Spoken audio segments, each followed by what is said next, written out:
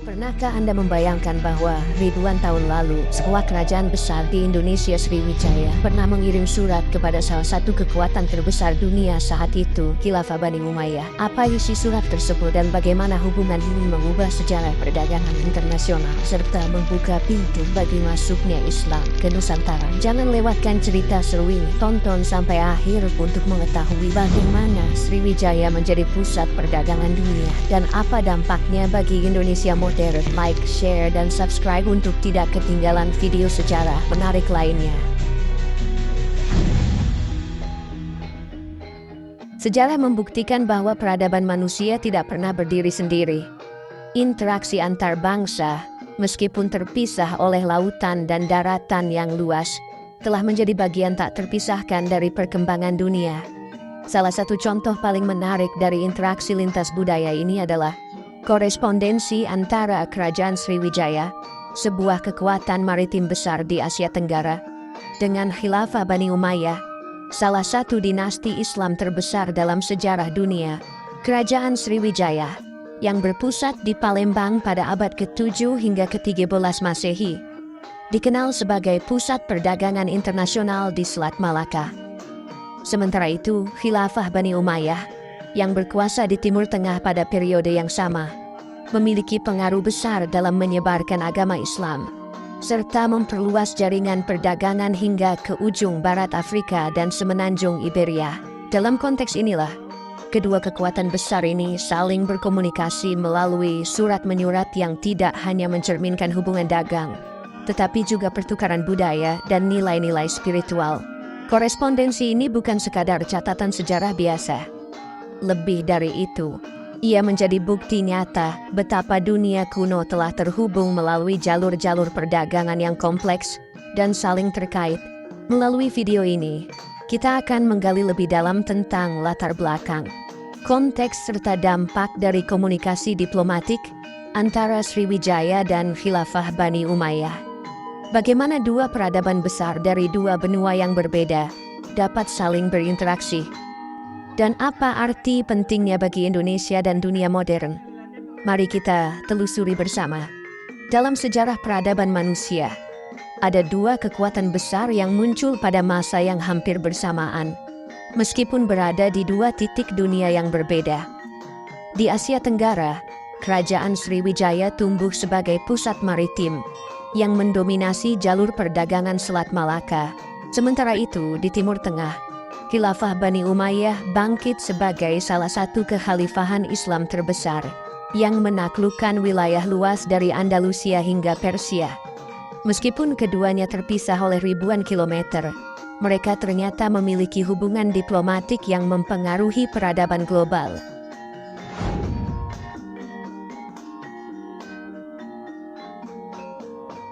Kerajaan Sriwijaya didirikan pada abad ke-7 Masehi di wilayah yang sekarang dikenal sebagai Palembang, Sumatera Selatan. Sebagai kerajaan maritim, Sriwijaya menguasai Selat Malaka, salah satu rute perdagangan paling strategis di dunia. Selat ini menjadi jembatan antara Asia Timur, Tiongkok dengan India, Timur Tengah, dan Afrika. Sriwijaya bukan hanya kekuatan ekonomi, tetapi juga pusat penyebaran agama Buddha Mahayana. Candi-candi megah seperti Muara Takus dan prasasti-prasasti kuno menjadi bukti kemajuan spiritual dan budaya masyarakatnya. Rempah-rempah, emas, gading, dan barang-barang eksotis lainnya dari Nusantara menjadi komoditas utama yang menarik minat para pedagang asing, termasuk dari dunia Islam. Namun Sriwijaya tidak hanya berfokus pada perdagangan. Kerajaan ini juga dikenal karena sistem administrasi yang canggih dan armada laut yang kuat, yang digunakan untuk melindungi wilayahnya dari ancaman luar. Dengan dominasi lautnya, Sriwijaya berhasil menjalin hubungan dengan berbagai kekuatan besar di dunia, termasuk Khilafah Bani Umayyah.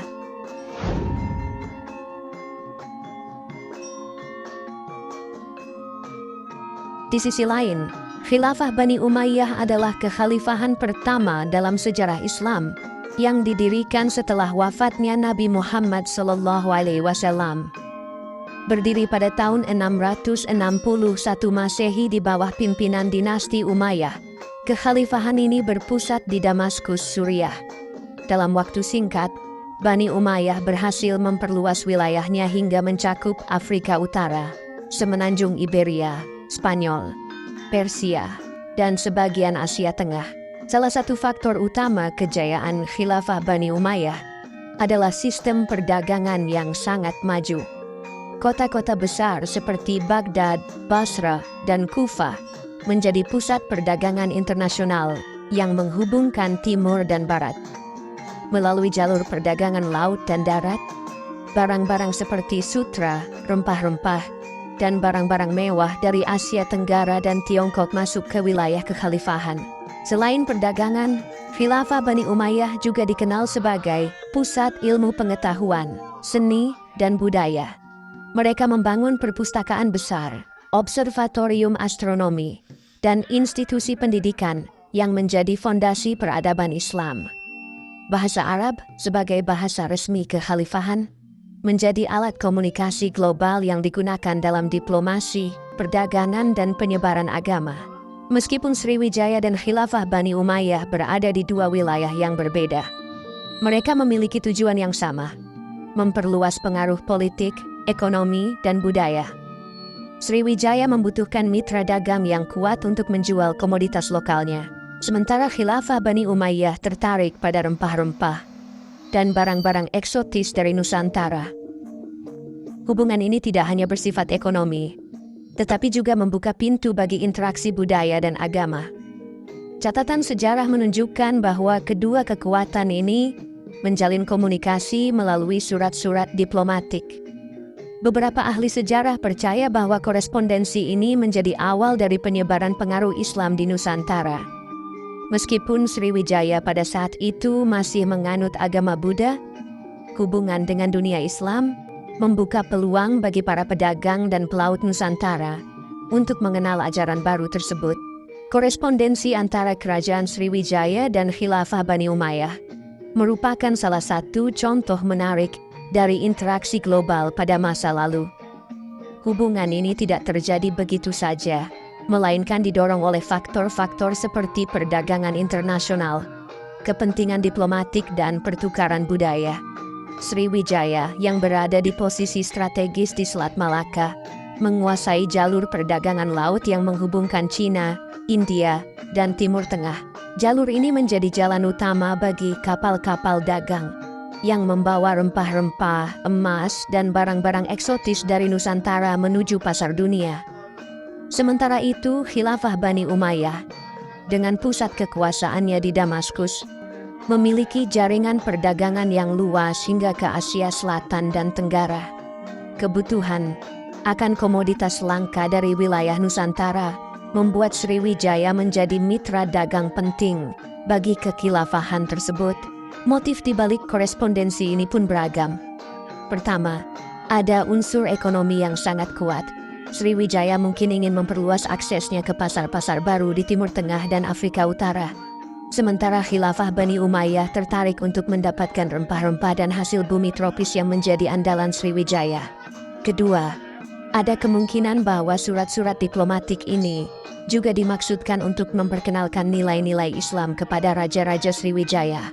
Meskipun tidak ada bukti langsung bahwa Raja Sriwijaya memeluk Islam, interaksi ini dapat dianggap sebagai langkah awal dalam proses Islamisasi di Nusantara. Ketiga, pengakuan politik juga menjadi faktor penting.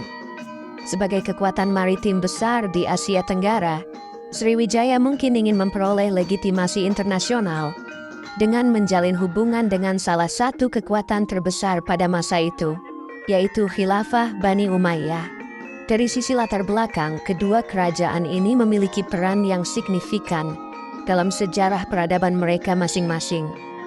Sriwijaya mencapai puncak kejayaannya pada abad ke-7 hingga ke-9 Masehi, dengan wilayah kekuasaan yang meliputi Sumatera, Semenanjung Malaya, dan sebagian Jawa. Sebagai pusat pendidikan Buddhis, Sriwijaya menarik banyak biksu dari berbagai negara untuk belajar di biara-biara mereka. Namun Sriwijaya juga sadar akan pentingnya menjalin hubungan dengan kekuatan-kekuatan besar lainnya, termasuk dunia Islam. Di sisi lain, Khilafah Bani Umayyah adalah salah satu dinasti Islam pertama yang berhasil menyatukan wilayah-wilayah luas di Timur Tengah, Afrika Utara, dan Spanyol. Dengan sistem administrasi, perdagangan, dan militer yang terorganisasi dengan baik, kekhilafahan ini dikenal sebagai pusat peradaban yang maju. Keinginan mereka untuk memperluas pengaruh ke wilayah-wilayah baru, seperti Asia Tenggara, menjadi salah satu alasan utama korespondensi ini. Meskipun dokumentasi tentang korespondensi ini masih terbatas, beberapa sumber sejarah memberikan petunjuk tentang interaksi tersebut. Catatan sejarawan Arab seperti Ibn Khordadbeh dan Al-Masudi menyebutkan adanya hubungan dagang antara dunia Islam dan wilayah Nusantara. Kronik Cina dari dinasti Tang juga mencatat bahwa Sriwijaya memiliki hubungan erat dengan pedagang Arab dan Persia, yang kemungkinan besar merupakan bagian dari jaringan perdagangan yang melibatkan Khilafah Bani Umayyah. Surat-surat diplomatik yang dikirim antara kedua pihak kemungkinan besar berisi pesan-pesan persahabatan, proposal kerja sama perdagangan, atau bahkan undangan untuk saling berkunjung. Sayangnya teks asli dari surat-surat ini belum ditemukan hingga saat ini, tetapi jejak-jejaknya masih dapat dirasakan melalui artefak sejarah dan catatan-catatan kuno. Konteks korespondensi ini adalah cerminan dari dunia yang saling terhubung, meskipun dipisahkan oleh jarak geografis yang jauh. Dalam era tanpa teknologi modern, kedua peradaban ini mampu menjalin hubungan yang mendalam melalui perdagangan, diplomasi, dan pertukaran budaya.